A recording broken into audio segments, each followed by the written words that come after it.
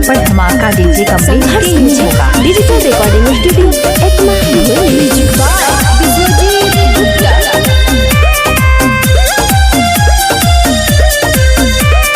जालिम जमाना से लगता बड़ी डर हो, होने को गड़ल बावे सबके नजर हो।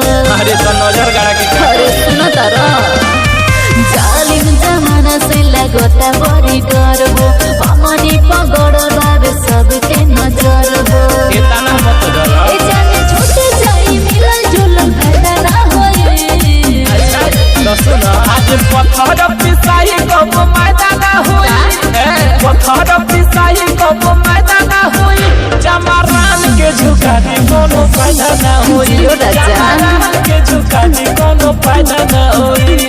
साचो का अरे का बुझल चमरान के झुका दी कोनो फायदा ना होई। मिक्स बाय डीजे कमलेश मनोर बाजार अलपुरा।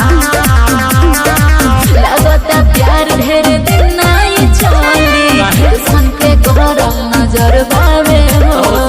कहवन बोली हो के कारा में दम्बा, अच्छा। बोला ना काठी के डर बावे हो।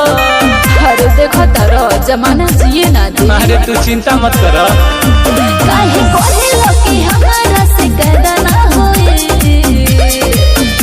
आज पत्थर पिसाई कब मैदान होई, सुन पत्थर पिसाई कब मैदान होई, चमरान के झुका दी कोनो फायदा न होई, चमरान के झुका दी कोनो फायदा न होई। अरे ना होई हो, हाँ तो ठीक है नु बा। चमरान के झुका दी कोनो फायदा न होई। इलाका किसी के भी ऊपर धमाका डीजे कमलेश के ही होगा। छोड़ी दो जिद मानो हमरो हो बतिया, करेले तुहरा से प्यार हो। सफल होई बेबी हमनी के प्यार हो, सचो। तुम ना तारुहार हो। तो का करी मजबूरी बा। अरे प्यार किया तो डरना क्या।